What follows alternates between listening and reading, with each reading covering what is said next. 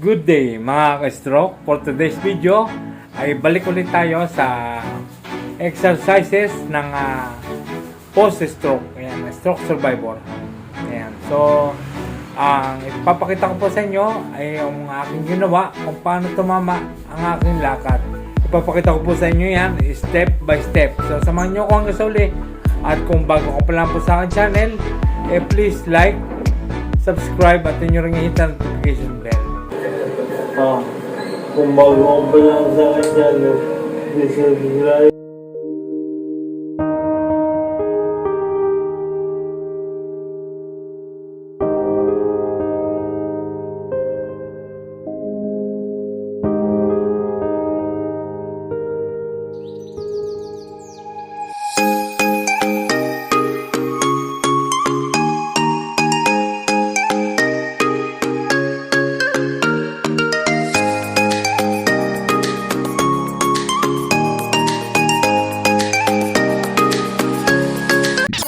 Mga ka-stroke, nakakalakad ka na, pero ganito ang lakad mo.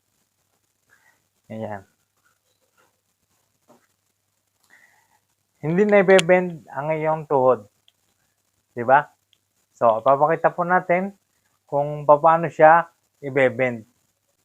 Kung naitataas mo na ang paa mo ng ganyan, pareho, ayan, madali mo nang mai-bend ang paa mo. Nagaganyan mo na, pero pag naglakad ka, ganyan pa rin. So, ang gagawin natin, dito nagagawin natin to sa side view. Ayan. Hindi siya may bend. Ngayon, ang gagawin natin, unang ihahakbang lagi yung malakas. Yung malakas na paa, tapos sunod yung affected. Ang gagawin natin, ganyan. Tapos tutulak natin ang tuhod pa ganyan. Ulit. Ang mga malakas, tapos bend ang tuhod. Ayan. Pagkahakbang ng malakas, bend. Tapos buhat. Ayan. Ulit natin. Hakbang ang malakas, bend. Tapos buhat.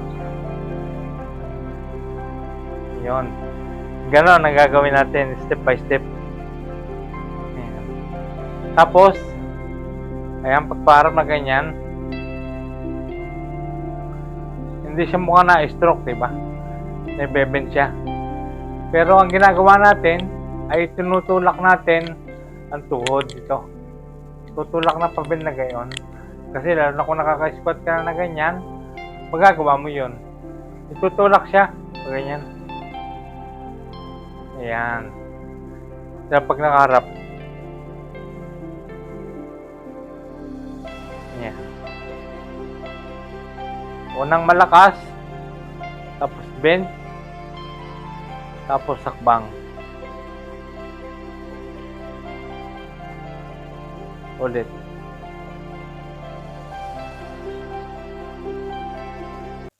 Pero bago natin gawin yon, dapat may exercise ka rin muna ng tayo, upo. Ayan.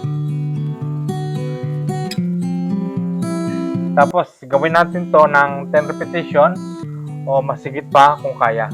Ngayon, kung hindi kaya, kahit hanggang 5 lang, tsaka wag natin pipilitin kung hindi pa natin kaya. Ayan. Tapos saka natin itetestingin yung exercise na ganyan. Ayan. Bend. Yun. Ganun po ang aking ginawa mga exercise para mai-bend ang tuhod. So, hindi ko pa po siya naiaangat talaga ng sa likod. Pero ang ginagawa ko po ay binebend ko po siya para nagmumukha po siyang normal. At unti-unti rin na masasanay ka rin. Maganda rin ang lakad, parang hindi ka na-stroke. At pag ihakbang natin ang ating tinamaan ng stroke, ay kailangan iniisip mo rin yung iyong kamay. Kasi once na inihakbang mo na yung tinamaan ng stroke, unti-unti nagbe-bend ang ating kamay. Lumiliko siya na kaganyan. Hindi natin napapansin. Dapat i-practice din natin na nakababa ang ating kamay habang naglalakad. Ito po ang aking mga pinakitang exercise na ibinabahagi sa inyo ay base sa aking experience na talaga namang nagpalakad sa akin talaga ng totoo. Pero kung gusto mo talagang agarang gumaling, ay maganda kung magpupunta ka sa physical rehabilitation. Talagang gagaling ka doon. Kanya nga lamang ay talagang kailangan din ng pera. Kailangan may pera ka kasi magbabayad ka, mag-tuition ka sa kanila, pero gagaling ka talaga. Ngayon, kung wala ka naman pera at magse-self-therapy ka, kailangan tama rin ang iyong gagawin. Alam mo dapat ang proseso na iyong bawat gagawin sa mga physical activities. Unang-una, kinakailangan dyan, meron kang time management. Kailangan na i-divide mo ang oras mo para sa iyong physical activities. At pangalawa, ay yung meron kang routine na ginagawa. Hindi yung pagkatapos ng sa kamay, eh, magbabago ka na kagad ng ibang routine. Kailangan paulit-ulit din bago tayo lumipat ng ibang exercises. Yun, dapat may daily routine ka din. At maganda kung gagawin mo yon ng umaga, tapos ulitin mo siya sa hapon. Tapos pag nakarelax ka, maligo ka para makatulog ka ng mahimbing. At ang isa pa ay huwag ka magpapatalo sa mga negativity. Ayan. Iniisipin mo kasi exercise ka ng exercise, parang walang nangyayari. Ay yun ay ang dahilan nun ay meron kang negative emotion. At ang mga dahilan niyan ay yung mga bad habits na kagaya ng nag-overthinking ka at na iniisip mo yung iyong nakaraan nung ikaw ay malakas pa. Ikinukumpara mo sa iyong sa ngayon.